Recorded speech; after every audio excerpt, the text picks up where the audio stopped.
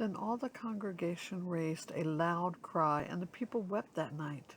And all the people of Israel grumbled against Moses and Aaron. The whole congregation said to them, "Would that we had died in the land of Egypt, or would that we had died in the wilderness. Why is the Lord bringing us into this land to fall by the sword? Our wives and our little ones will become a prey. Would it not be better for us to go back to Egypt?" And they said to one another, "Let us choose a leader and go back to Egypt." Then Moses and Aaron fell on their faces before all the assembly of the congregation of the people of Israel. And Joshua the son of Nun and Caleb the son of Jephunneh, who were among those who spied out the land, tore their clothes and said to all the congregation of the people of Israel, "The land which we passed through to spy it out is an exceedingly good land. If the Lord delights in us, he will bring us into this land and give it to us, a land that flows with milk and honey. Only do not rebel against the Lord, and do not fear the people of the land, for they are bread for us. Their protection is removed from them, and the Lord is with us. Do not fear them." Then all the congregation said to stone them with stones, but the glory of the Lord appeared at the tent of meeting to all the people of Israel. And the Lord said to Moses, "How long will this people despise me, and how long will they not believe in me, in spite of all the signs that I have done among them? I will strike them with a pestilence and disinherit them, and I will make of you a nation greater and mightier than they." But Moses said to the Lord, "Then the Egyptians will hear of it, for you brought up this people in your midst from among them. And they will tell the inhabitants of the land, 'They have heard that you, O Lord, are in the midst of this people. For you, O Lord, are seen face to face, and your cloud stands over them, and you go before them in a pillar of cloud by day and in a pillar of fire by night.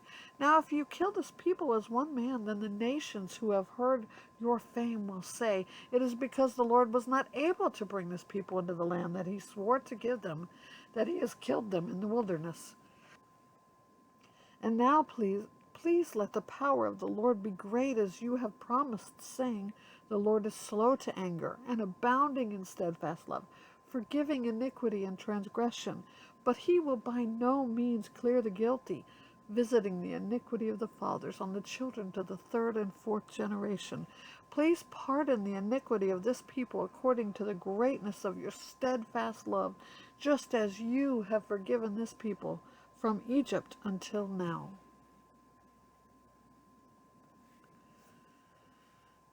Then the Lord said, "I have pardoned according to your word. But truly as I live, and as all the earth shall be filled with the glory of the Lord, none of the men who have seen my glory and my signs that I did in Egypt and in the wilderness, and yet have put me to the test these 10 times, and have not obeyed my voice, shall see the land that I swore to give to their fathers, and none of those who despised me shall see it. But my servant Caleb, because he has a different spirit and has followed me fully, I will bring into the land into which he went, and his descendants shall possess it. Now, since the Amalekites and the Canaanites dwell in the valleys, turn tomorrow and set out for the wilderness by the way to the Red Sea." And the Lord spoke to Moses and to Aaron, saying, "How long shall this wicked congregation grumble against me? I have heard the grumblings of the people of Israel, which they grumble against me. Say to them, as I live, declares the Lord, what you have said in my hearing I will do to you. Your body shall fall in the wilderness, and of all your number, listed in the census from 20 years old and upward, who have grumbled against me, not one shall come into the land where I swore that I would make you dwell, except Caleb the son of Jephunneh and Joshua the son of Nun. But your little ones, who you said would become a prey, I will bring in, and they shall know the land that you have rejected. But as for you, your dead bodies shall fall in the wilderness, and your children shall be shepherds in the wilderness 40 years, and shall suffer for your faithfulness, until the last of your dead bodies lies in the wilderness. According to the number of days in which you spied out the land, 40 days A year for each day you shall bear your iniquity 40 years, and you shall know my displeasure. I, the Lord, have spoken. Surely this I will do to all this wicked congregation who are gathered together against me. In this wilderness they shall come to a full end, and there they shall die. All the men whom Moses sent to spy out the land, who returned and made all the congregation grumble against them by bringing up a bad report about the land, the men who brought up a bad report of the land died by plague before the Lord.